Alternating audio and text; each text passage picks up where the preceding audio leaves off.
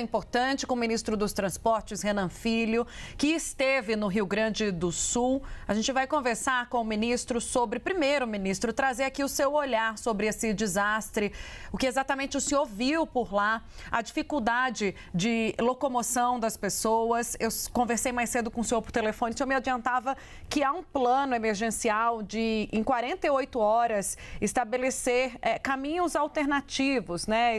Caminhos assistenciais, eu acho que se chama assim, para que haja o trânsito de veículos com suprimento, comida, oxigênio e combustível. Eu queria que o senhor detalhasse melhor esse plano e, claro, trouxesse também um pouco da sua experiência em loco diante dessa tragédia. Boa tarde. Boa tarde, Tainá. Muito obrigado pela oportunidade. Olha, a tragédia no Rio Grande do Sul, ela tem sido extremamente divulgada pela imprensa nacional, né, pela sua proporção.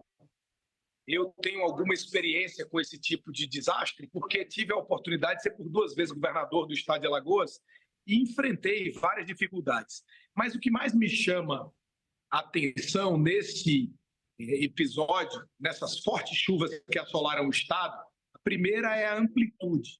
Mais de 330 cidades foram duramente atingidas. A segunda, a velocidade que a água dos rios desceu e fez com que o nível do Guaíba subisse. E a terceira, que eu reputo assim, uma das mais delicadas, é que as águas estão baixando muito lentamente e a enchente migrando de um local para outro. Então, isso transforma esse episódio num episódio único, né? Eu acabei de conversar com algumas pessoas aqui, alguns climatologistas que estão aqui no Palácio do Planalto conversando conosco, e eles diziam que a grande enchente de 1941, que aconteceu lá no estado do Rio Grande do Sul e na cidade de Porto Alegre também, levou mais de 20 dias para as águas baixarem a seu nível normal, até 30 dias. Então, assim, isso significa um desastre continuado, significa as pessoas fora das suas casas, as dificuldades de abastecimento, as dificuldades da retomada do abastecimento d'água, de energia. E por isso nós estamos trabalhando, como você falou, na abertura de caminhos assistenciais para garantir salvamento e abastecimento do Estado. Abastecimento, sobretudo, com oxigênio e remédios no âmbito da saúde, comida para as pessoas de maneira geral e aqueles que estão especialmente em abrigos, que não podem suprir as suas próprias necessidades, e também a chegada de combustível, para não haver outras paralisações nessa crise e intensificarem ainda mais o fascínio e o sofrimento do povo gaúcho nesse momento, né? Nós já abrimos vários trechos. Eu estou aqui agora com a minha apresentação preparada para a reunião. Nós já liberamos, por exemplo, na BR-116, de Estância Velha a Nova Petrópolis, na BR-116 ainda de Vacaria a Campestre da Serra, ainda na BR-116 de Caxias a São Marcos, liberamos na BR-392 de Santa Maria a Caçapava do Sul, o que possibilita o acesso a Rio Grande, que é o porto lá no extremo sul do país, na região ali da cidade de Pelotas, que é exatamente quem está mais sofrendo agora com a subida do nível da água. Na BR-470, nós liberamos de Carlos Barbosa a Montenegro. Na BR-386, numa rodovia concessionada, nós liberamos a ponte sobre os rios Taquari, em Estrela e em Lajeado. O rio Taquari foi um dos que mais subiram. Aí a gente observa nas imagens, inclusive, uma das pontes que caíram nesses eventos. Essa ponte é uma ponte em rodovia estadual, não é rodovia federal, essa que está mostrando as imagens. Na BR-290, nós já liberamos de Eldorado a Santa Maria, com a construção de um bueiro em que construímos em 5 dias. Liberamos a BR-158 de Santa Maria Cruz Alta, com escolta, porque essa localização ainda tem algum risco, e por isso nós liberamos para o abastecimento com escolta. É um nível de liberação ainda mais rígido, mais rigoroso. E a BR-448, nós liberamos a rodovia do Parque. E entre hoje e amanhã, nós faremos mais 3 liberações importantes que eu queria passar aqui em primeira mão à CNN. A primeira é que vamos liberar na BR-116 para o norte do estado do Rio Grande do Sul, o trecho ali do viaduto da Charlau, que é uma comunidade, e a ponte sobre o Rio dos Sinos. Eu vi há pouco a repórter falando lá de São Leopoldo do Sul sobre a subida do nível das águas do Rio dos Sinos. Amanhã nós vamos liberar a ponte sobre o Rio dos Sinos. E vamos liberar ainda hoje a BR-290, ligando Eldorado a Porto Alegre, assim garantindo uma chegada de Porto Alegre até o extremo, a divisa do estado do Rio Grande do Sul e, por consequência, do Brasil com a Argentina, por onde passa 30% do comércio internacional do país, e também na BR-116 para o sul. Nós vamos liberar uma ligação de Porto Alegre até a cidade de Pelotas ainda hoje. Com essas liberações, nós vamos ter acessos para a chegada e para a saída de insumos básicos para a cidade de Porto Alegre. Ainda pela manhã, conseguimos liberar o acesso para a coleta de lixo da capital, que estava há 4 dias parado, sem ter destinação. Então, o Ministério dos Transportes está trabalhando assim permanentemente para a gente garantir que os desdobramentos dessa crise não sejam intensificados por uma crise geral de desabastecimento de insumos para a saúde, de alimentação para as pessoas e de combustível. Eu acho que esse é o primeiro enfrentamento. Depois, nós vamos enfrentar a desobstrução de outras rodovias para garantir o escoamento da produção, da indústria, da agricultura do Rio Grande do Sul, que continuam a operar, obviamente, e também, depois, para garantir o tráfego das pessoas aí com a devida segurança que é tão necessária para o sistema rodoviário nacional. Ministro, o senhor fez uma explicação muito clara sobre exatamente qual é o principal foco agora. É realmente resgatar as pessoas e tentar fazer com que os mantimentos, as necessidades básicas cheguem. Depois vem um terceiro momento, além do desbloqueio, vem o momento da reconstrução. Eu sei que é difícil falar agora de prazos, porque a gente não sabe qual será a velocidade das águas diminuírem. A gente tem visto aí uma velocidade de poucos centímetros por hora. Mas o governo federal já se prepara para essa nova fase? Já há pelo menos uma ideia de quando ela deve começar para realmente reconstruir o que foi destruído? Primeiro, já há uma decisão do governo federal pela completa reconstrução, tanto das rodovias federais, e também um compromisso do presidente da República em ajudar o estado do Rio Grande do Sul para consertar as suas próprias rodovias. Essa é a decisão política tomada pelo presidente da República, agora pelo presidente Lula. Agora a gente vai colocar essa decisão em prática. Para isso, a gente precisa, primeiro, fazer os caminhos assistenciais para garantir esse momento. Segundo, a gente vai promover a limpeza de todos os trechos, a remoção de entulhos, de pedras, de barreiras, de árvores que rolaram por sobre as rodovias, para verificar qual é o real dano. Porque, obviamente, vai ter uma rodovia que a terra caiu por cima dela, entretanto, ela não foi danificada na sua infraestrutura. Essa tem um custo de obra, remove, limpa e libera. Mas tem uma outra que a infraestrutura foi totalmente danificada. Então, a gente aí vai ter que verificar o tamanho do dano, fazer um projeto de engenharia com tecnologias mais resilientes, obviamente, para que, se vier uma outra intempérie climática dessa natureza, a gente não perca novamente a rodovia naquele trecho. Inclusive, a legislação brasileira exige isso, e somente a partir daí a gente vai conseguir dimensionar qual é o tamanho do investimento. Mas, pela experiência pretérita, técnicos do DENIT estimam que nós precisaremos de um investimento superior a R$1 bilhão para realizar essas obras emergenciais e também a reconstrução. Mas nos próximos dias nós teremos mais clareza quanto a esse orçamento e teremos também clareza quanto aos investimentos que serão necessários pelas rodovias estaduais para que a gente encontre um caminho de colaborar também com o estado do Rio Grande do Sul nas suas próprias rodovias, como garantiu o presidente Lula. Agora, ministro, a gente viu o presidente da República pedir ao senhor e ao ministro das Cidades também, por exemplo, é claro, ele pediu um programa de prevenção também à ministra Marina Silva, algo que desse mais respaldo ao país, mesmo em situações semelhantes a essas, eventualmente. No que diz respeito ao trabalho do Ministério dos Transportes, como é que vocês estão pensando em prevenção ao reconstruir essas pontes e estradas do Rio Grande do Sul? O que será levado em consideração? Olha, Tainá, as mudanças climáticas, elas vêm mudando o planeta inteiro. E hoje a gente vive uma dificuldade que é fazer obras mais resilientes climaticamente, mais resistentes às intempéries climáticas, dentro das restrições fiscais que o país possui. Esse é o grande desafio. Isso exige um trabalho técnico competente, exige criatividade e exige soluções novas para alguns problemas que são velhos, que se repetem, como vocês próprios da imprensa sempre colocam.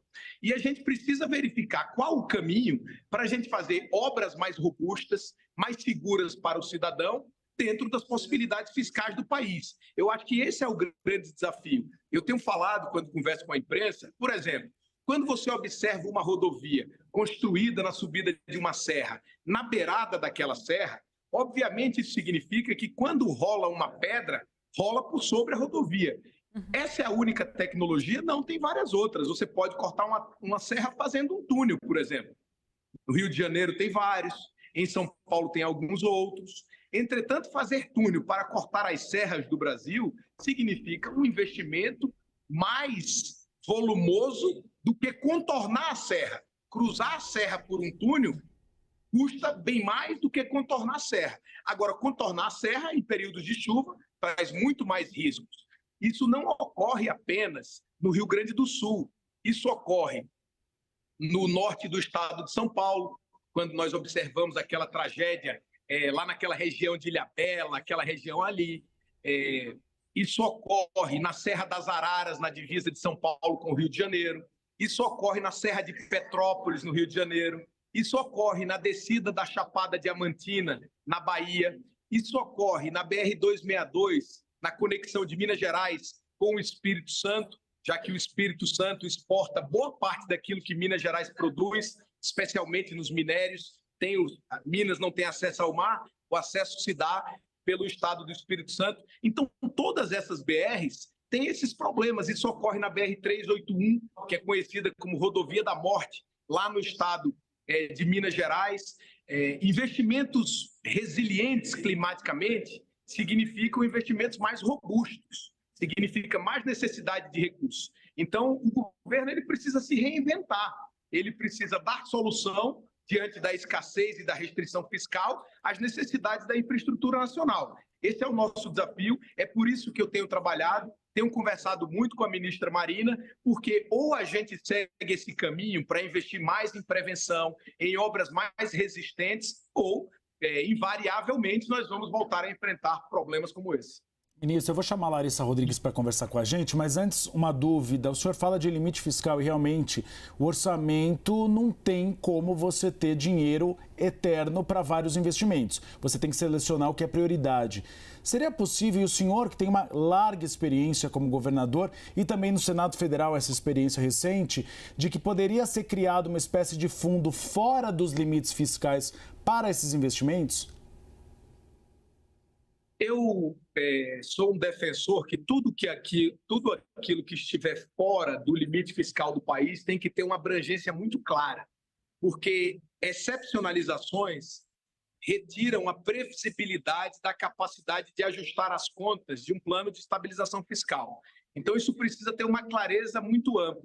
Nesse caso do Rio Grande do Sul, que é um caso específico, eu acredito que a gente precisará ter uma excepcionalização para tratar um problema extraordinariamente também. Agora, se isso for incluído no arcabouço fiscal do Brasil, como solução geral, ampla e restrita, a gente precisa ter uma ideia e ter previsibilidade de quanto isso impactará o próprio plano fiscal do Brasil, porque o plano, obviamente, ele precisa demonstrar uma trajetória descendente do endividamento nacional no curto, no médio e especialmente no longo prazo. Então, são coisas que precisarão ser articuladas. Por isso eu estou dizendo que a gestão tem que se reinventar.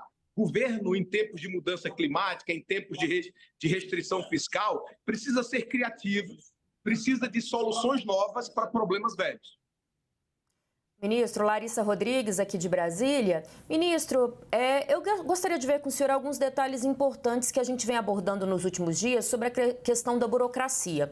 Eu me lembro que na primeira visita, ainda na semana passada, o senhor disse que iria ajudar as prefeituras, que era importante na elaboração de projetos para a demanda de recursos.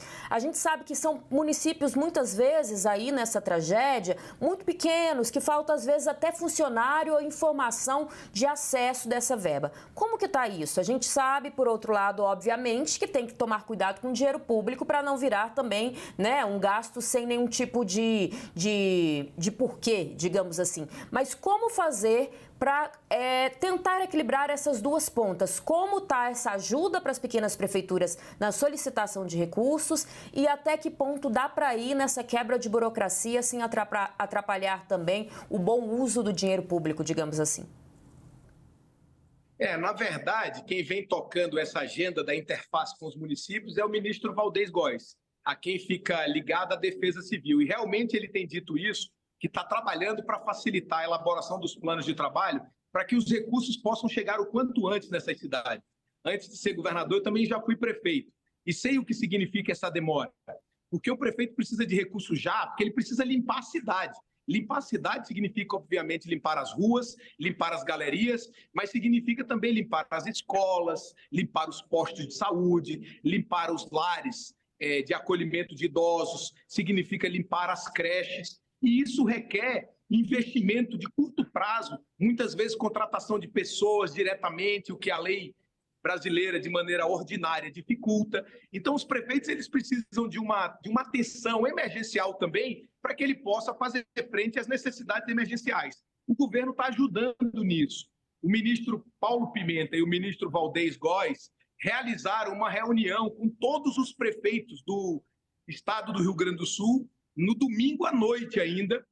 Muitos estiveram presentes, outros entraram por videoconferência, explicando como é que será o procedimento. Nós decretamos aqui o governo federal emergência imediatamente.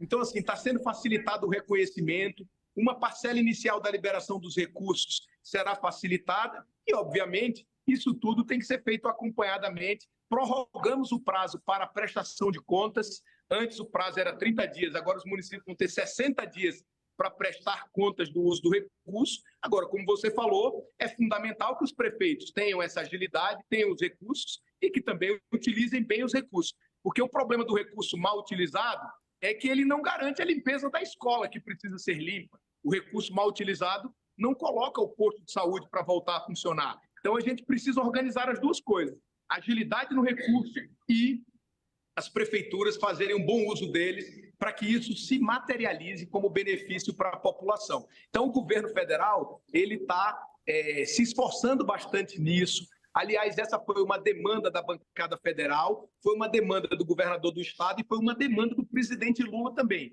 que nessa crise nós tivéssemos mais agilidade para estar próximos dos municípios. Ministro, antes da gente se despedir, eu sei que tem uma reunião, o senhor já conseguiu adiantar em primeira mão aqui no Bastidores algumas informações sobre a liberação de pontes e estradas no Rio Grande do Sul, agradeço. Tem uma reunião que ocorre neste momento, né, na Casa Civil, no Palácio do Planalto, com os ministros envolvidos nessa crise.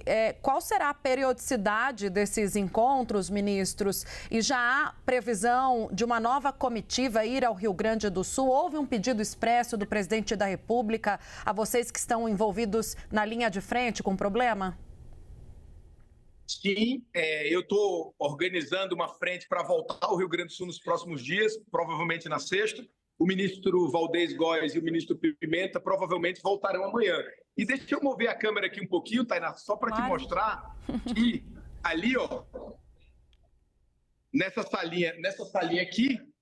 Vamos encher a tela, gente, do ministro, para a gente ver. Nessa salinha aqui, onde tem aqui essas pessoas na frente, alguns militares, é exatamente onde está acontecendo a reunião. E eu saí um pouquinho da reunião para atender a CNN aqui de maneira especial e antecipei a apresentação que eu vou fazer ali agora, na reunião de ministros, que está fazendo um balanço sobre todas as ações que o governo federal está tocando no Rio Grande do Sul. Ministro trazendo bastidores pra gente. Quando deixar o ministério, tem lugar cativo aqui no Bastidores CNN, viu? Como repórter e analista. Nós conversamos com o ministro dos Transportes, Renan Filho, que antecipou essa reunião de agora com a cúpula do governo federal, trazendo as estradas que serão desobstruídas e também a apresentação que ele fará daqui a pouco e também uma nova comitiva de ministros que deve viajar ao Rio Grande do Sul. Ministro, obrigado por abrir espaço na sua agenda para falar aqui com a gente.